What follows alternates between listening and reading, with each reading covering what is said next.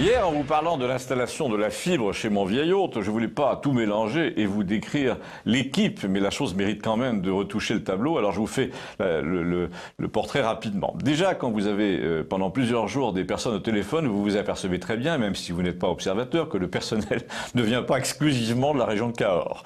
Quand vous les voyez sur le terrain, ça se confirme. Il y a deux camionnettes conduites par deux types entre deux âges d'origine méditerranéenne, visiblement nés en France vu leur niveau de langage. Ils arrivent avec 3 heures de retard, sans avoir téléphoné. C'est vous qui avez téléphoné pour savoir si vous alliez passer la journée à les attendre. Finalement, le chef d'équipe vous a appelé pour vous dire cette fois, on arrive, on arrive. Ensuite, il vous rappelle pour vous dire, on est là. Vous, le téléphone à la main, vous regardez par le balcon et vous voyez un fourgon qui essaie de monter sur un trottoir en marche arrière et l'un des employés derrière le pare-choc arrière qui guide l'autre, au passage celui qui guide mérite d'être décrit. 2 mètres, 60 kilos, visiblement originaire du Sénégal, une capuche sur la tête avec une démarche plus que nonchalante, des écouteurs blancs sur les oreilles.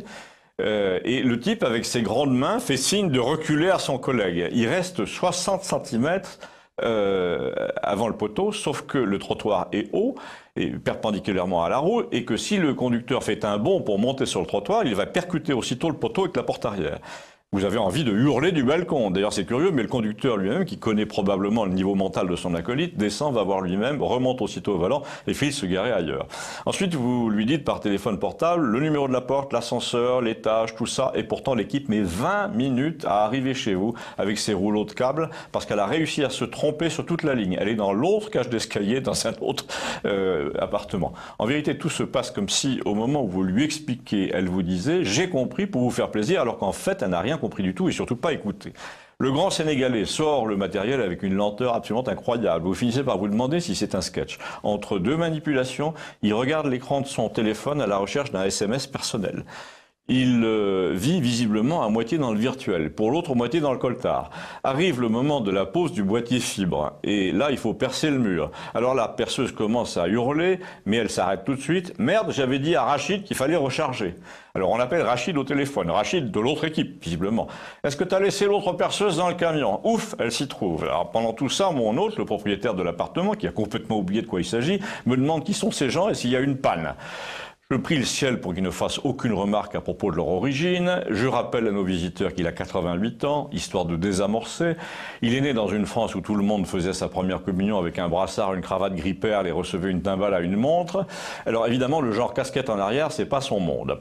On envoie le Sénégalais, le mou là, au langage incompréhensible, chercher l'autre perceuse, mais en rentrant du camion, il appelle le chef sur son portable pour lui demander le code de la porte d'entrée. Il n'y a pas de code, on lui dit, il faut faire dérouler les noms sur un écran et sonner quand on est sur le nom qu'on désire. J'interviens, j'essaie d'expliquer le truc. Le type est incapable de se servir d'un portier électronique à non déroulant. Et il vient nous poser la fibre. Donc une fois que l'autre a dû aller le chercher en bas et qu'il est remonté avec sa capuche à ses grandes mains, quand je le vois manipuler les câbles dont on vous dit sur la notice qu'il ne faut pas ouvrir l'opercule pour éviter la poussière et que l'opercule est ouvert par terre à côté de ses grandes baskets depuis 5 minutes, quand je le vois forcer pour rentrer la prise optique dans le boîtier pendant que son collègue est à l'étage supérieur, quand je l'entends répondre à l'une de ses copines au téléphone pendant toute cette opération, je me dis que la bande passante va en souffrir. En fait, heureusement non, nous avons eu du 100 mégas, mais dans ce cas-là, c'est pile ou face. C'est souvent face parce qu'il suffit de couder le câble et c'est foutu. Le fait est que lorsque son chef d'équipe redescend, il vérifie tout comme s'il avait affaire à un débile profond, et c'était le cas, mais c'est curieux, il ne montre aucune animosité, c'est une sorte de fatalisme. À la fin, celui qui dirige vous annonce qu'il va y avoir une enquête de satisfaction et que je serai bien inspiré de mettre 5 étoiles. J'ai même proposé d'en mettre 6 tant qu'on y était, mais j'ai l'impression qu'il n'a pas compris mon humour. Peut-être que vous aussi.